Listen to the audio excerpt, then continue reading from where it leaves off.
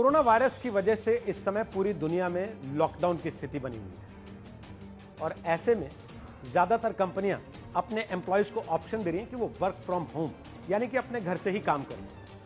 जाहिर है लॉकडाउन में आप घर से तो बाहर निकल नहीं सकते, मीटिंग कैसे करें? आप मीटिंग कैसे करें, इस सवाल का जवाब जब तलाशना शुरू किया गया तो एक ऐप काफी चर्चा में आ गई। आपने भी इस ऐप का नाम सुना होगा। इस ऐप का नाम है जूम।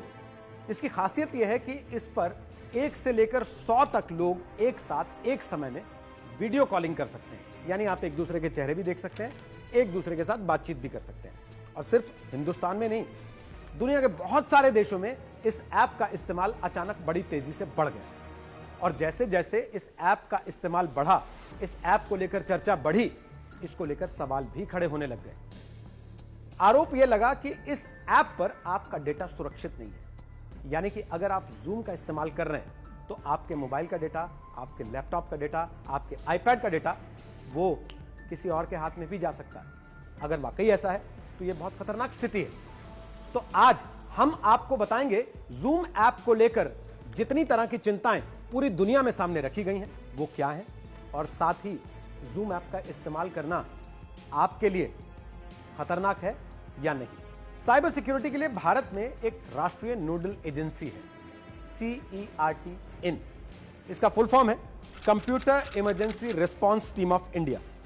इस एजेंसी के पास जब जूम का मामला गया तो एजेंसी ने जूम का इस्तेमाल करने वाले भारतीयों को चेतावनी दी कि आपको इस ऐप का इस्तेमाल करते हुए काफी सावधानी बरतने की जरूरत है, क्योंकि अगर आपने सावधानी का इस्तेमाल ना किया तो ये ऐप आप पर साइबर अटैक का जरिया बन सकती है। साथ ही इसे यूज करने वाले की सेंसिटिव इंफॉर्मेशन भी लीक होकर साइबर अपराधियों के पास जा सकती है।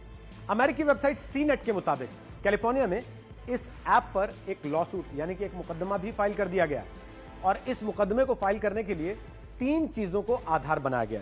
सबसे पहला आधार यह है कि यह ऐप फेसबुक के साथ अपने डेटा को शेयर कर रही है, यानी कि जो जानकारी आप उनको दे रहे हैं वो उसको जानकारी को फेसबुक के साथ साझा कर रहे हैं। दूसरा आधार, ये ऐप आपको एंड टू एंड इंक्रिप्शन नहीं देता, जैसा कि आजकल व्हाट्सएप भी देता है आपको। आप जब किसी को मैसेज करते होंगे तो ऊपर लिखा रहता है कि एंड टू एंड इंक्रिप्शन है इसमें। और तीसरा आधार ये कि इस ऐप के जरिए आसानी से यूजर के वेबकैम को भी एक्सेस किया जा सकता है। और सिर्फ CNET ही नहीं, वॉशिंगटन पोस्ट ने भी जूम के ऐप को लेकर थोड़ा सा अध्ययन किया।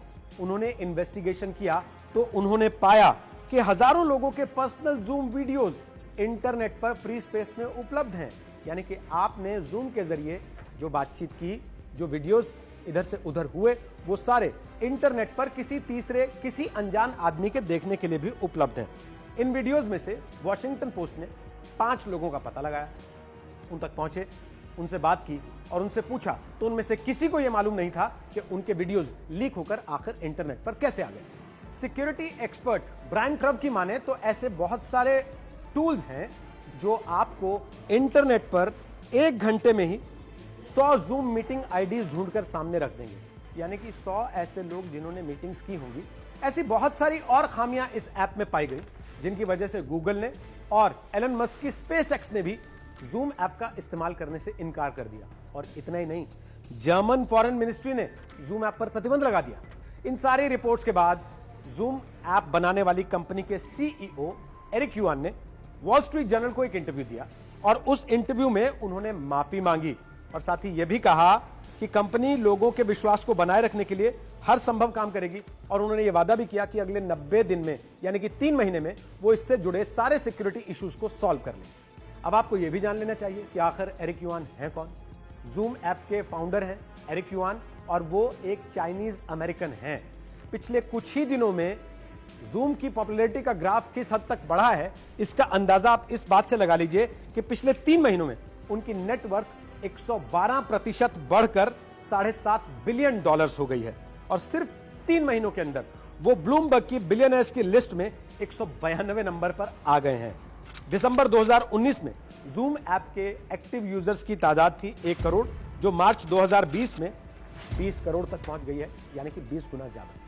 तो अगर आप भी जूम ऐप का इस्तेमाल कर रहे हैं तो इस रिपोर्ट को देखने के बाद आपको घबराने की जरूरत नहीं है। आपको केवल भारत की राष्ट्रीय नोडल एजेंसी CERT-IN ने जो सलाहें दी हैं उनका थोड़ा सा ध्यान रखना होगा, तब आप जूम ऐप का इस्तेमाल करते हुए सुरक्षित रख सकते हैं अपने डेटा को। उन्होंने जो सलाहें दी हैं वो नोट कर लीजिए। सबसे पहली सलाह जो उन्होंने दी है वो ये है कि एक ऐप को हमेशा अप टू डेट रखिए, यानी कि लगातार अपडेट्स उसमें जो आ रहे हैं उनको आप रिफ्रेश करते रहिए, दोबारा से डाउनलोड करते रहिए। दूसरा, एक मजबूत पासवर्ड रखिए। और तीसरा, हर मीटिंग के लिए आप एक यूनिक पासवर्ड रखिए। साथ ही साथ मीटिंग के लिए आप वेटिंग रूम फीचर को एनेबल रखिए, ताकि कोई भी व्यक्ति जो उस मीटिंग का हिस्सा बनना चाहता है वो मैनेजर की अनुमति के बगैर उस मीटिंग में शामिल ना हो पाए। तो बस इतना ही करना होगा, तो आप सुरक्षित रहेंगे। सावधान रहिए, सतर्क रहिए, सुरक्षित रहिए।